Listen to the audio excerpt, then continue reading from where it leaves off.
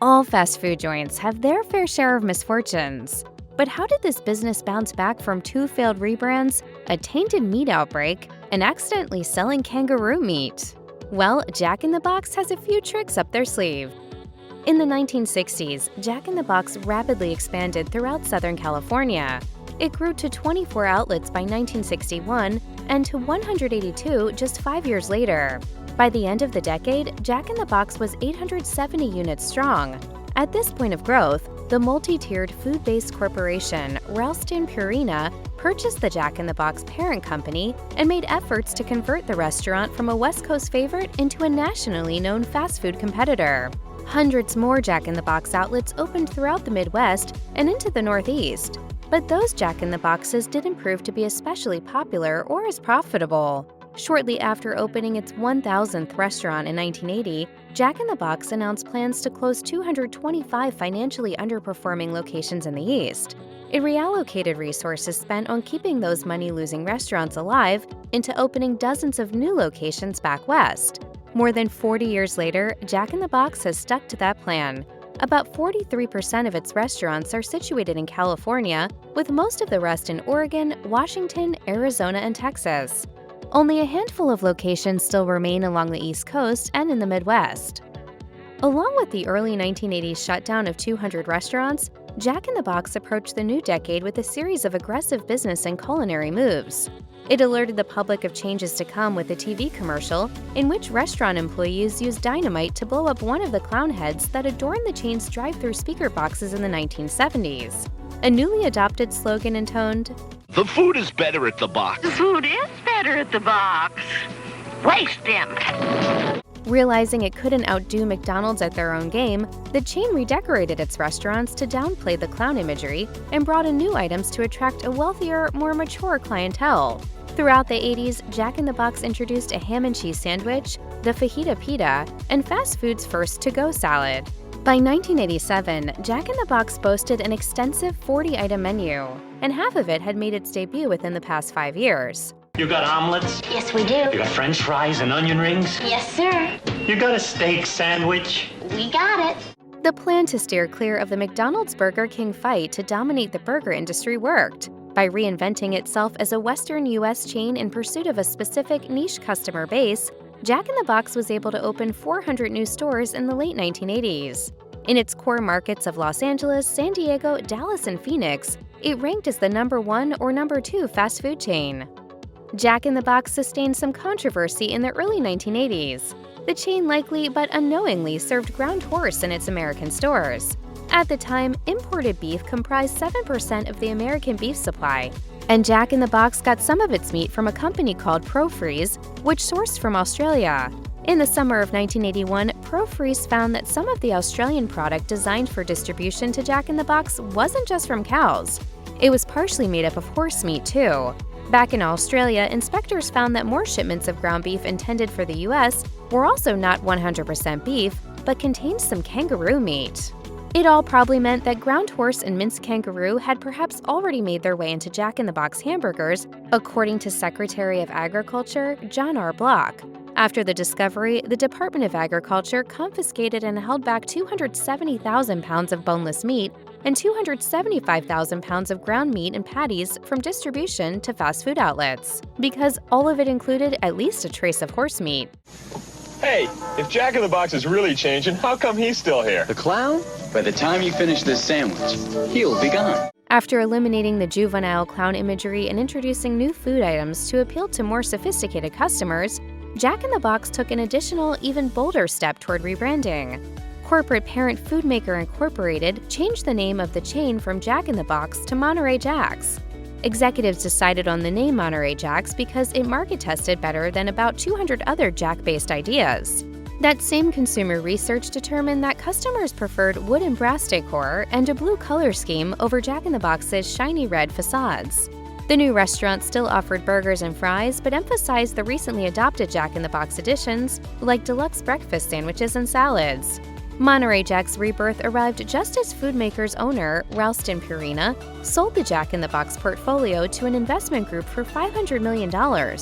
The new owners approved the overhaul, but were so unhappy with the results less than a year into transforming all the locations into Monterey Jacks, they ordered a reversion to Jack in the Box.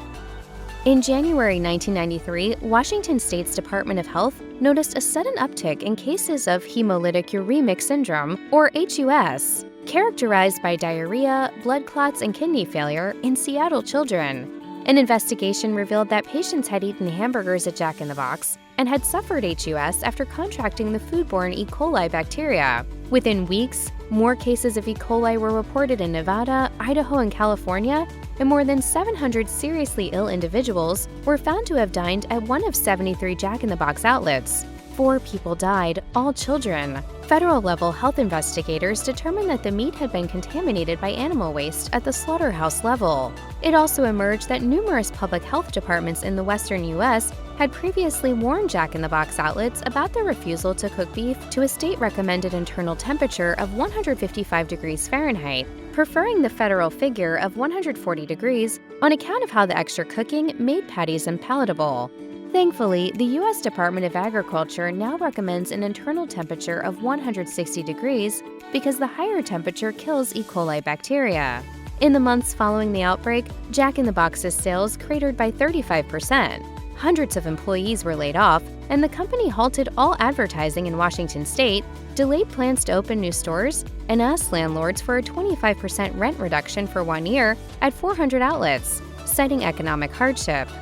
In its first couple of decades of life, Jack in the Box's mascot was a stylized clown with a round white head and a painted-on face. In an ongoing marketing campaign launched in the mid-1990s, following the deadly tainted meat scandal, Jack in the Box reimagined its advertising character as a hands-on, eccentric corporate executive, company CEO Jack Box, human from the neck down and topped with a big, cartoonish clown head.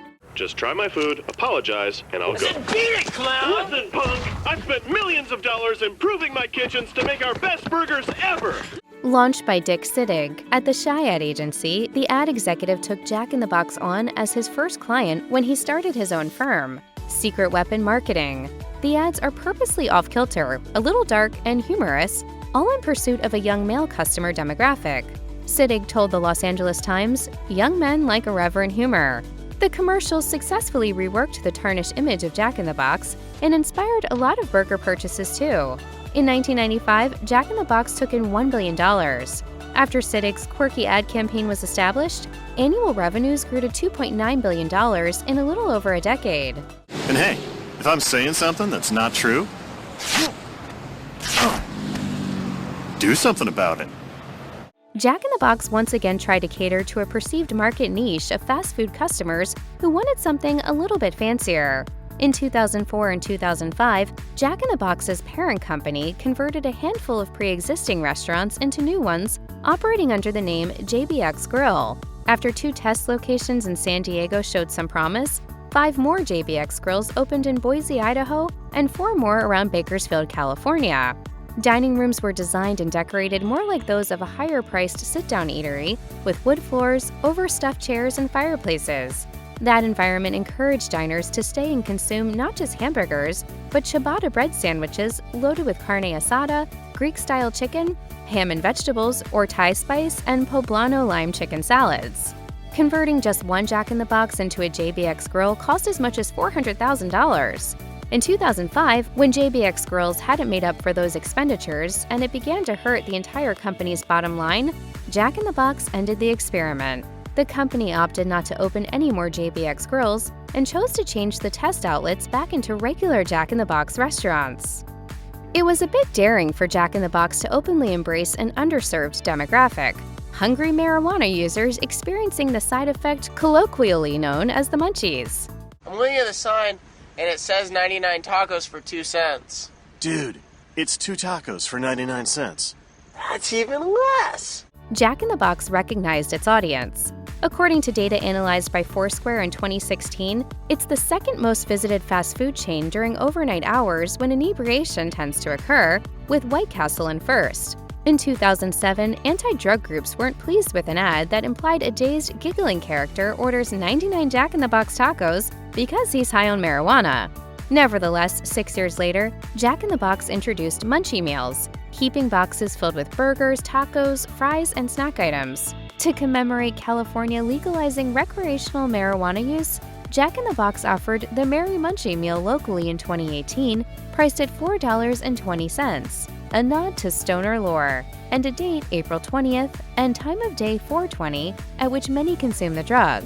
The Munchie meal was a huge success and remains part of the permanent Jack in the Box menu nationwide.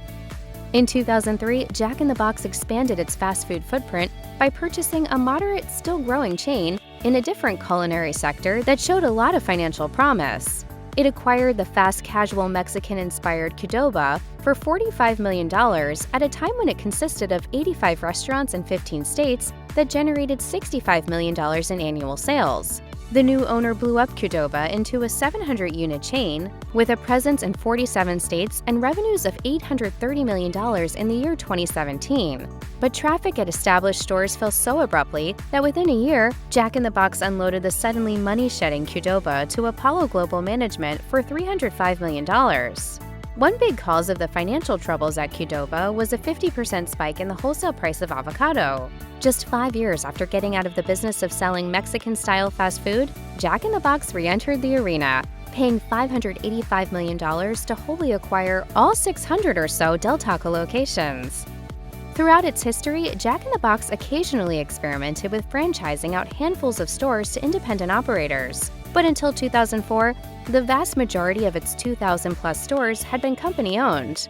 That year, Jack in the Box transitioned into a franchise model. By 2019, about 95% of its U.S. restaurants were run by franchisees. The year 2019 also marked a demanded regime change, and in December, Jack in the Box Chief Executive Officer Lenny Kama resigned, following a 2-year period of financial instability and efforts by an organized network of multi-unit franchisees to get the CEO to step down. While Kama and other Jack in the Box executives cut company expenses at the corporate level, hundreds of restaurants reported negative income for 2018. About 300 out of 2,200 Jack in the Box locations, half of which were based in Texas, cited yearly revenues of under $1 million and negative cash flow, losing about $36,000 each on average. Jack in the Box emerged from that dark period with a 2-year development plan. In late 2022, it brought in the first new multi-unit franchisees in more than 10 years, signing up 72 entities to open 303 new restaurants. Under those plans, Jack in the Box will open its first stores in Arkansas and head back into Florida after leaving the market over 30 years ago.